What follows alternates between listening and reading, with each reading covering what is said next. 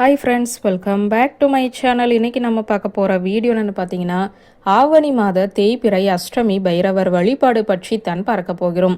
நாளைய தினம் ஆவணி மாதத்தில் வந்திருக்கக்கூடிய தேய்பிறை அஷ்டமி, அதுவும் ஞாயிற்றுக்கிழமையோடு சேர்ந்து வந்திருப்பது இன்னும் கூடுதல் சிறப்பானது. ஆகவே நாளை மாலை நீங்கள் வீட்டில் இருந்தோ அல்லது கோவிலுக்கு சென்றோ பைரவரை வழிபாடு செய்யலாம். அதுவும் ஞாயிற்றுக்கிழமையோடு சேர்ந்து வந்திருக்கும் இந்த தேய்பிறை அஷ்டமி ததி வழிபாட்டை யாருமே தவறவிடாதீங்க. நாளை மாலை கால பைரவர் வழிபாடு செய்வதற்கு உகந்தது. மாலை நேரத்தில் கோவிலுக்கு சென்றாலுமே நீங்கள் பைரவரை தரிசனம் செய்யலாம். ஆனால் நமக்கு நாளை அஷ்டமி திதியானது காலை 9:16 முதல் 7:01 வரை இருக்கிறது. அதனால் கவலையே வேண்டாம்.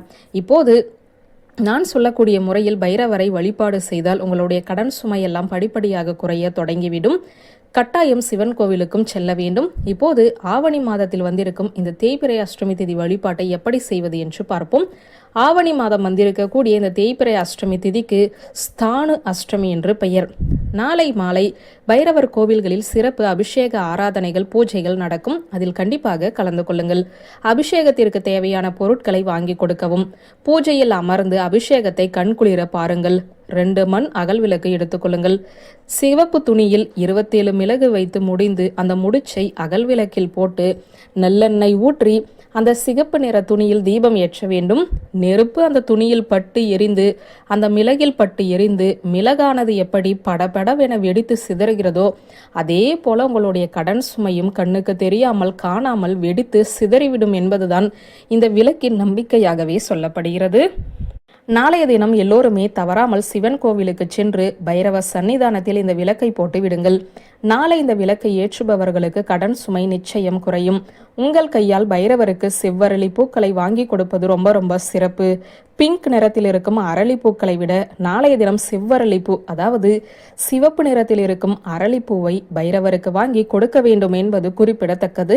பொதுவாகவே ஞாயிற்றுக்கிழமை ராகு காலத்தில் பைரவருக்கு அல்லி மலரை சாத்தி புனுகு வாங்கி கொடுத்து பாகற்காய் சாதம் நெய்வேத்தியம் வைத்தால் கண்டக சனியால் ஏற்படக்கூடிய பாதிப்புகள் நீங்கும் என்பது ஒரு பரிகாரம். நாளைய தினம் தேய்பிறை அஷ்டமி ஞாயிற்றுக்கிழமையோடு சேர்ந்து வந்திருக்கிறது.